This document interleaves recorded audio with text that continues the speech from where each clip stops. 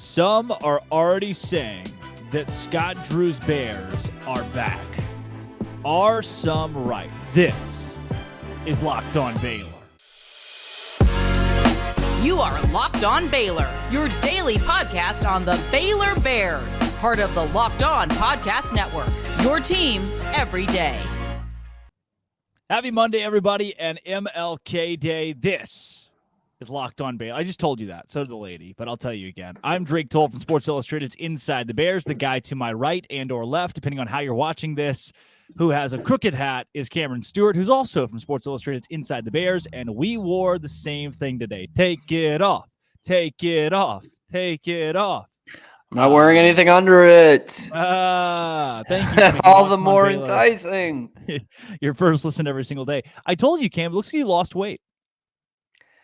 I think you were just saying that. I've actually gained some weight in my horrific 9-year-old diet of just processed food that I can stick in the oven for 10 minutes at 400 degrees. That's all I Dino eat, Nuggies, mac and cheese. A lot of Dino Nuggets, some pizza rolls today, actually, which I haven't done in a while. Yeah. Grilled cheese. Speaking of pizza rolls, the Baylor Bears are on a roll in men's basketball. Thank you for making Locked On Baylor your first listen every single day, by the way, you and everybody else listening. Baylor basketball has now won 2 straight games in the Big 12 after losing to Kansas State, TCU, and the other team they lost to, who I forget. It's Iowa State.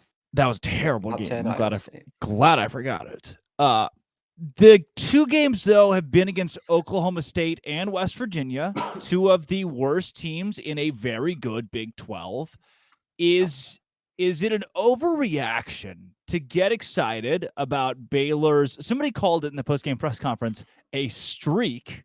Is it exciting? It's a winning streak. It's officially a winning streak. You get excited about Baylor's, quote, streak. Is it bad to get excited? Overreaction? No. I mean, you got to start somewhere, man. When you're 0-3 in the conference, you got to be taking wins wherever you can get them.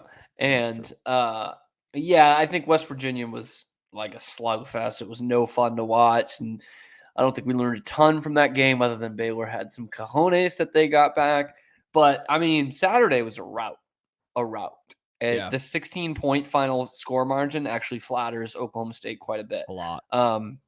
So, yes, you can get excited about that. I'm not ready to Sharpie them back into the Final Four, but absolutely that looked like not only a team that's the top half. I mean, it looked like a tournament team, looked like a top half of the best conference in America team. Top half of the Big 12 is like still in the rankings. So that's what they looked like yesterday. They looked like a top 25 team.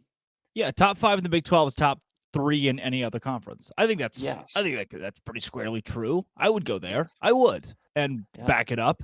That wins the Pac-12 by like a couple of games. Yeah, you probably may go undefeated in the Pac-12. Now seeing how bad Arizona has gotten and inconsistent, I should say, not bad for Arizona. The game against Oklahoma State, albeit not close, what I found interesting were the comments from Oklahoma State players post-game. So there weren't many, by the way. No, not at all. I've been saying this one phrase recently, and it's my new pet peeve, is the amount of times that I say that I'm going to peel back the curtain, because I'm really not peeling back any curtains. I'm just kind of telling you what's happening. Post-game press conference, Oklahoma State. We're sitting there, and there are 2 members of Oklahoma State media, probably. Would you say 2, 3 tops? 2 or 3, yeah. Yeah. They were really getting their questions in. I've never heard an opposing coach's press conference go that long, but they refused to ask the 2 players at the podium questions. It was just from Mike Boyd for the first 8 minutes, and the 2 guys were just sitting there staring at all of us. So finally, yours truly said, for the players here, I wanted to toss these guys a bone.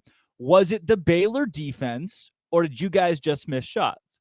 And impeccably, they both said effectively the same thing. We just missed shots. The Baylor defense never really pressed us. And Cam, there were still times in this game where I looked at you and said, this defense looks awful. How is Oklahoma State not scoring? I thought it actually looked a lot better than it has in the conference schedule. I mean, I'm not surprised the Oklahoma State players said that, but they also miss a lot of shots very often. They were going into this game and still the worst team in the conference in points per game field goals made, and assists, and they were 9th in three-point shooting, which they are still 9th. Shout out to TCU. Oklahoma State is still 9th in three-point shooting after a horrific day. I thought the Baylor defense looked better, especially on the inside. I wrote all about it for Inside the Bears, talking about Flo Thamba. I thought he was excellent on Saturday. And Baylor did kind of switch they did man-to-man for like the first 8 or 10 minutes of the game, and then just hard switch after the timeout, went totally zone and forced Oklahoma State to shoot from the outside, which is not obviously something they don't want to do, and they didn't have Cisse in there, so it was a different kind of game plan for Oklahoma State. So I thought the defense actually played well. Is it the best that we could expect from this group, considering what we've seen from them in the past and the talent that they have out there? Probably not, but I can't knock them for holding a team in the 50s in a conference game. Can't do it, Drake. I can't. You might. I can't. Yeah, I felt like Boynton to a degree said some of the same. Like, hey, I really didn't think our team played that poorly defensively. Offensively, we got to be more confident. Yeah, he said it was the worst they had played offensively. Yeah, he didn't praise the Baylor defense. Nobody praised Baylor here. So I was waiting for Oklahoma State, Mike Boynton, to be like, yeah, Baylor's they're just that good of a basketball team. No, not really. We didn't get that. And I mean, yeah, the stat book kind of reflects it. Oklahoma State was 7 for 33 from deep, and almost every time they would shoot the ball from deep or even pump fake from deep, just there goes a Baylor defender right by a guy. There were open shots across the game for OSU. Just 7 for 33 is not going to get it done. Yeah, I did think the jumping, which we talked about during the game, was a bit of a concern because their perimeter defense going into the season was supposed to be spectacular. They brought a lot of the personnel back, and it was really good last year, and it really hasn't been that great this year. And just a lot. I think some of it was just being very hyped up for this game. After you start 0-3 in the conference, you're playing at home.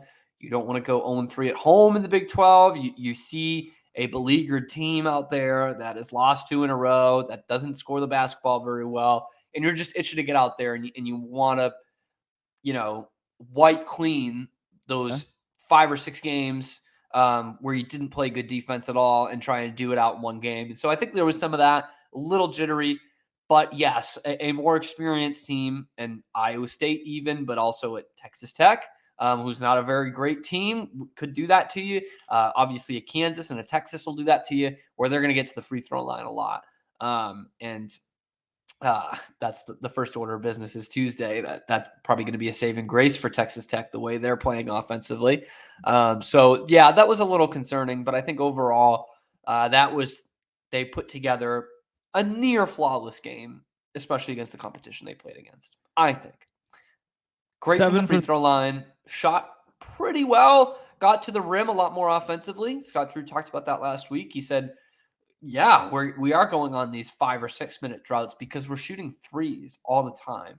And that's just going to happen. It's just going to get streaky. You need to have some sort of element where you're getting into the paint, getting into the rim, and getting to the rim. And they did that against West Virginia, and they did it again against Oklahoma State on Saturday.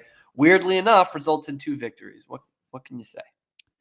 I can say that one of the most interesting things in the world ties into the stats, the box score of this game. Something that struck me almost immediately, but what struck me even harder was LinkedIn Talent Solutions. LinkedIn Talent Solutions is the spot to go. The spot to go when you want to make a new hire for your company, your organization, anything. You need an intern? I don't know. LinkedIn Talent Solutions is the best place to go. Like it's not just because we say that. It's because that's what it's rated by small businesses. Literally number 1. Millions of people use this thing. Millions of people. Like when someone says, "How are you going to find a job?"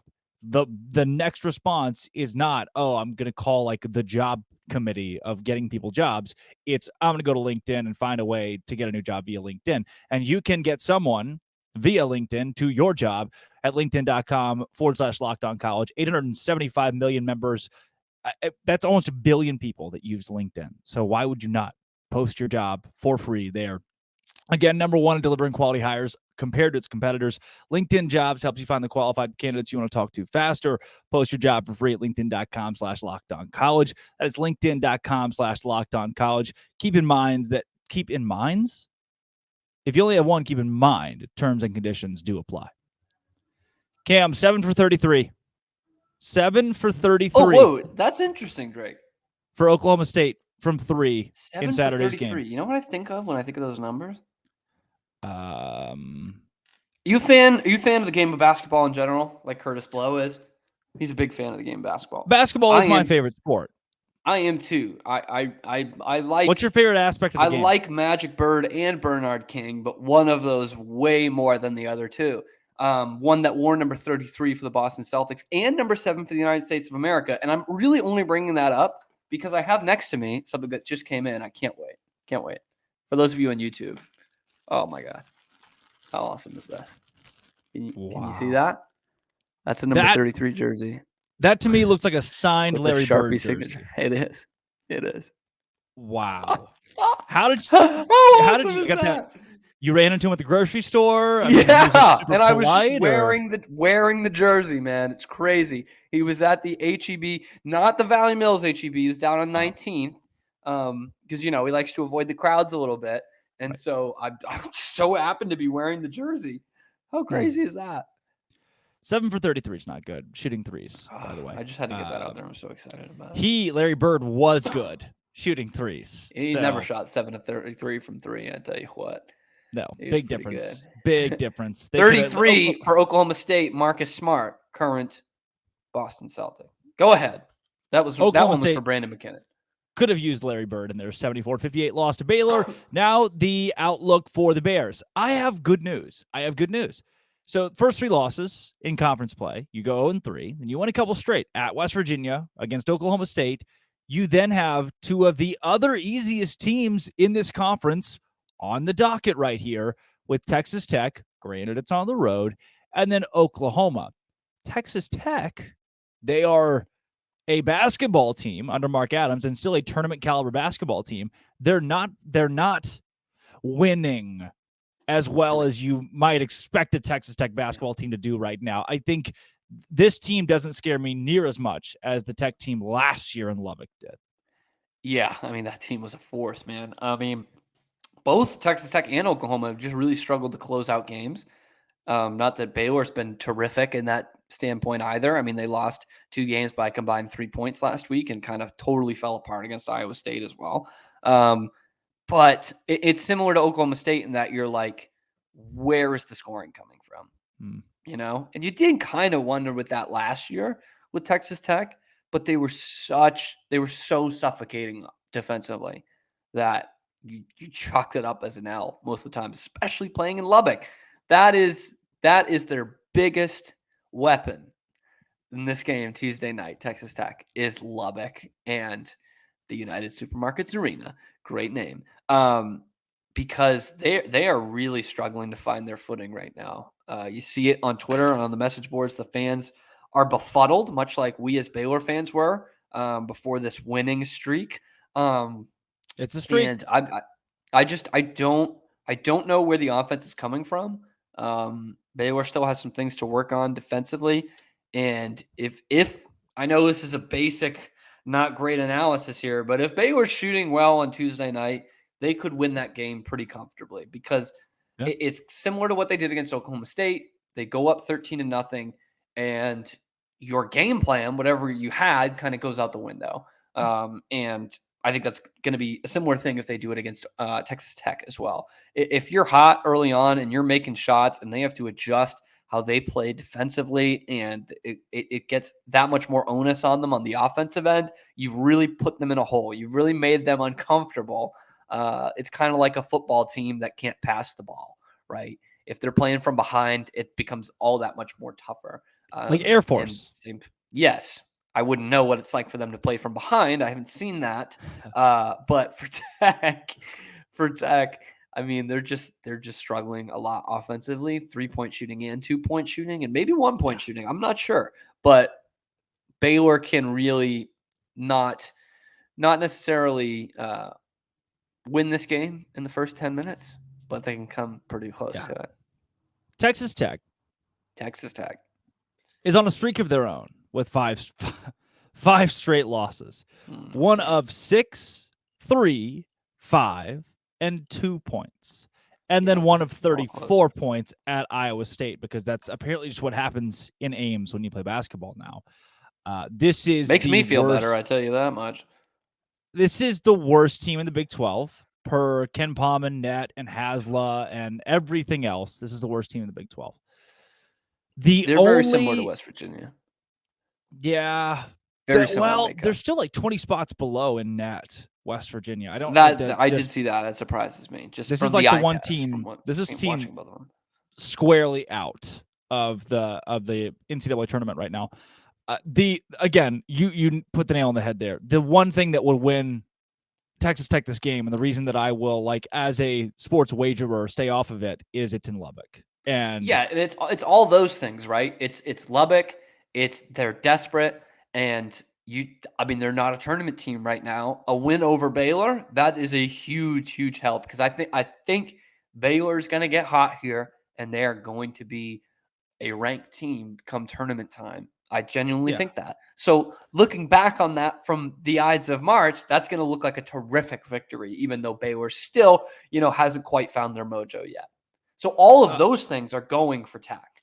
As a Baylor fan, you're like, well, all the basketball stuff kind of goes our way, but all of that other schmaltzy sports fan stuff, sports wager stuff, goes the way of Tech. For sure. Well, yeah, I mean, it's in Lubbock. They lost to Oklahoma in Lubbock, but it was a close game at least. Yes. Oklahoma's also not very good. So there are a lot of things that bode well for Baylor. I'm still wary of this game because it's in Lubbock. Who's Baylor's leading scorer right now, if you had to guess? Why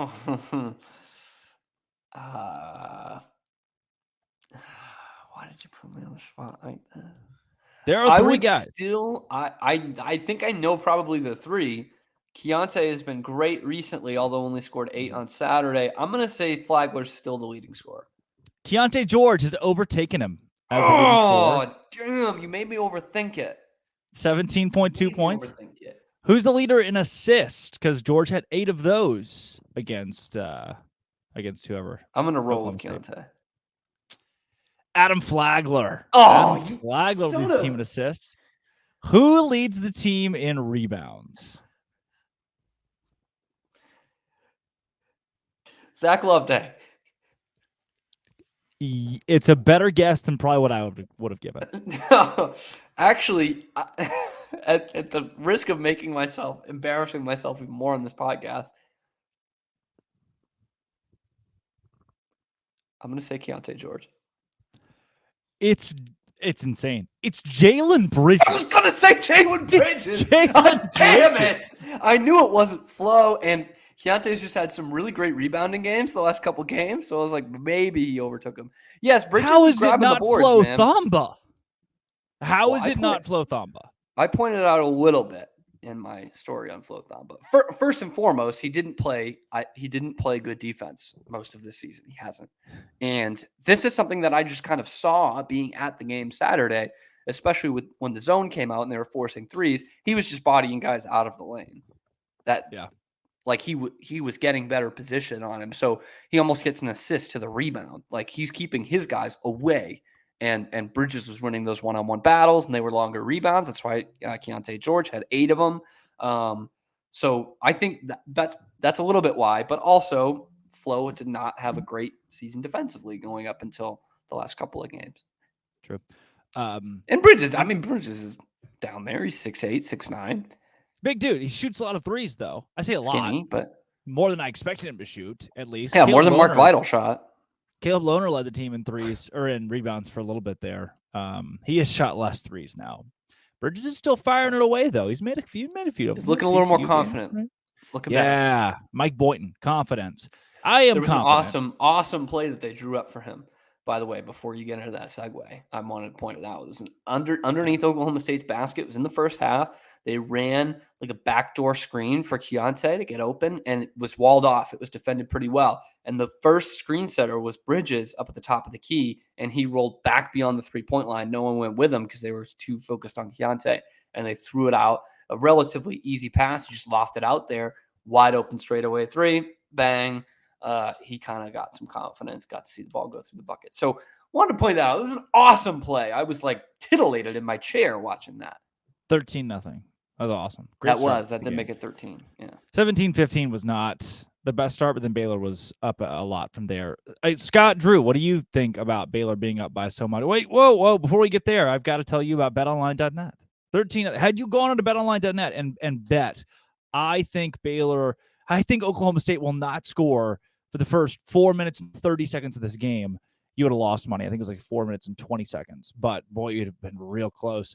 And if you go there and you find the right stuff, the right parlays, the right teasers, the right what is it called when there's a player prop in the NFL, the NBA, and college basketball, all of that. The Dallas Cowboys game tonight, which I will be glued to. I also have sing practice. You know what sing practice is. So we'll see how good I am, but I will be glued enough because I have some wagers on the Dallas Cowboys at betonline.net. All of that and more. They have podcasts. They have, you name it, they probably got it. It's Santa Claus loves betonline.net. Scott, Drew, what do you think about that win on Saturday? Well, I can tell you that the lights going out, coaches don't know what to say for a third time, all right? We're good for two, before the game and halftime, but the third one, really credit the guys for coming out and finishing the game and not letting Oklahoma State make a run after the citywide power outage. So it was citywide, wasn't just a Ferrell Center thing, and appreciate everyone working to get the lights back on. And we haven't had a complete game like this yet in conference, so it's great that we were able to really defensively, rebounding, and taking care of the basketball do those three things at a high level. And then a very balanced scoring attack. And any win like this in the Big 12, it's a blessing. So you got to thank God for every win, and these are extra. Scott, you've been kind of hammering better defense to your team. What happened tonight? Well, I think gradually our staff has done a really good job. Our upperclassmen have done a really good job of buying in and trying to improve and make things more difficult. And bit by bit, we're getting there. This league's so good, you can improve and not show in the win-loss column. But we are doing the things required to give us a better chance to win now. Scott, 41-30 on the boards. Just how big was it to go out there and execute the rebounding game plan? Well, that's always something that we pride ourselves in, and so does every team in the Big 12. And it's a man's league, so you got to bring it if you're going to survive and win on the glass. And they got us on second chance points, but the effort was there for us. You had to see a really good game like that by LJ, Mm-hmm. and also Keyonte getting the ball to his teammates. Yeah, I thought Keyonte really showed, and this would be coaches really appreciate this. Young players, they have a great game. Normally they come out, and if they're not getting shots or they're not scoring, they try to force things. And he really let the game come to him. He rebounded, he defended, he had 5 assists, 0 turnovers. And because of that, he has a plus 26. And that's really impressive because every night you're not going to score 32. And when defense is key on you, you now are getting other people opportunities to score and be successful. And I thought Keyonte really did a great job with that. Scott, kind of in that same vein, even when he's not pouring in 32, it looks like the offense just flows better when he's on the court. What does he give you when he's out there? Well, he gives you somebody that can really pass. I know there's an adjustment turnover-wise, and he's getting better at that. But his ability to make ball screen reads, his ability to find open people, hit the bigs. We talk about 3-level scorers, but he's a 3-level passer. I mean, he hit any pass on the court, so that's great too.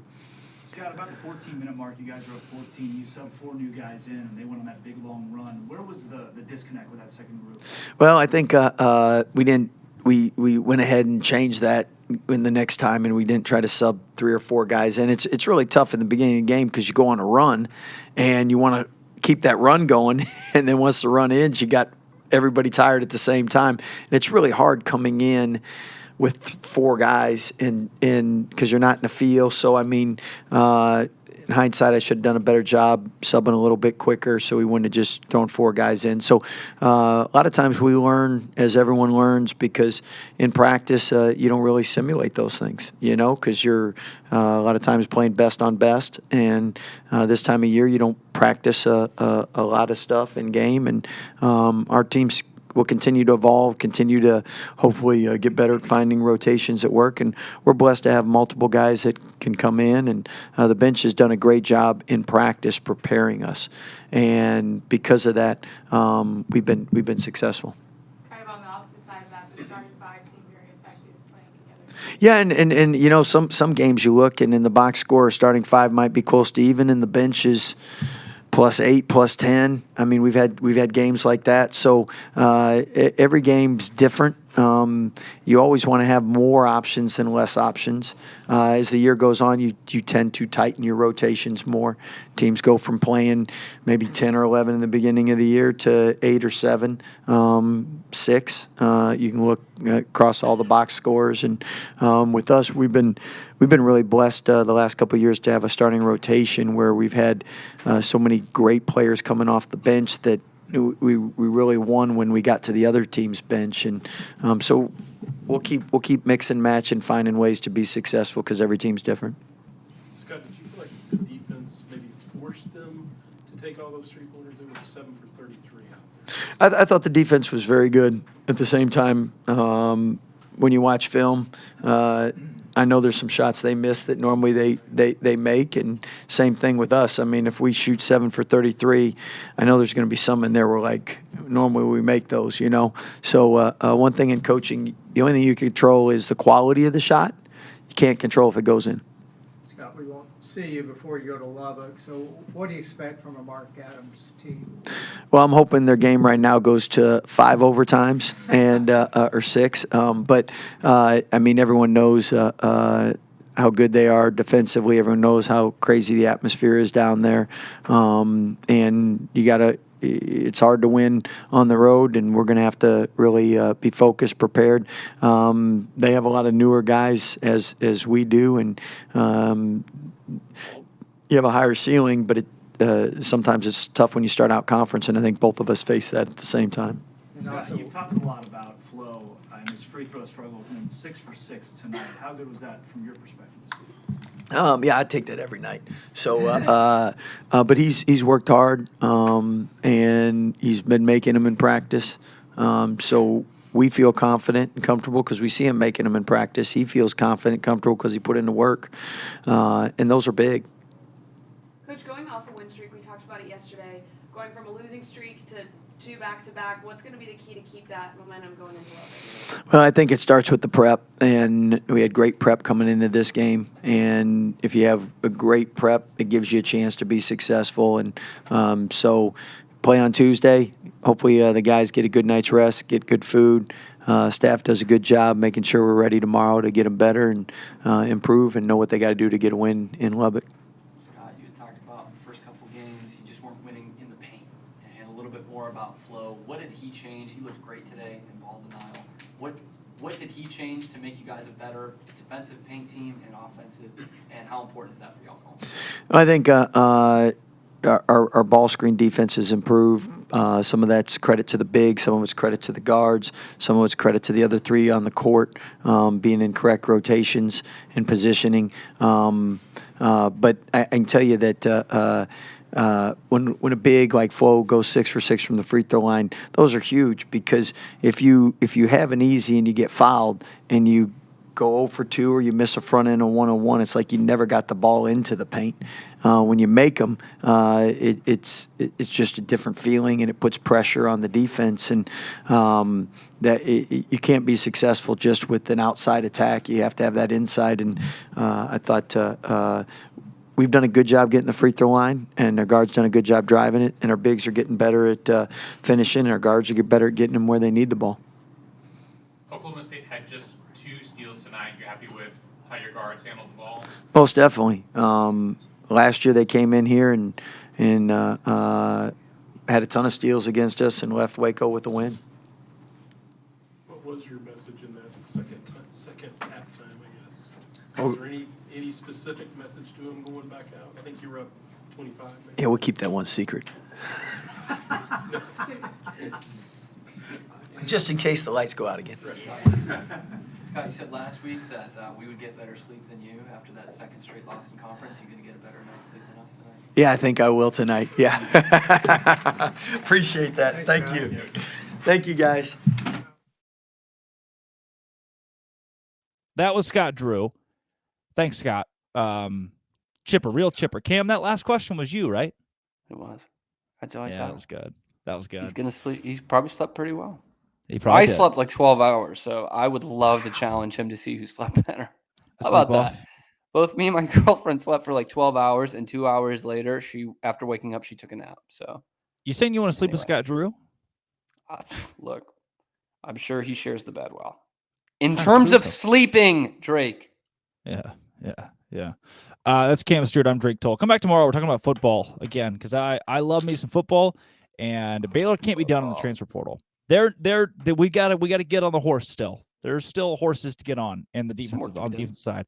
Cam and I were talking. Name 3 guys in the Baylor secondary. Name 3 of them. I'm not going to say any. He's not going to say any. I'm not going to cheat. You did name it, 3 to guys. Be fair. You can't. We did. We did. It. And can you do it? And the fact that it's even a question actually applies to most years. It's the secondary, but also we need to load that up a little bit more.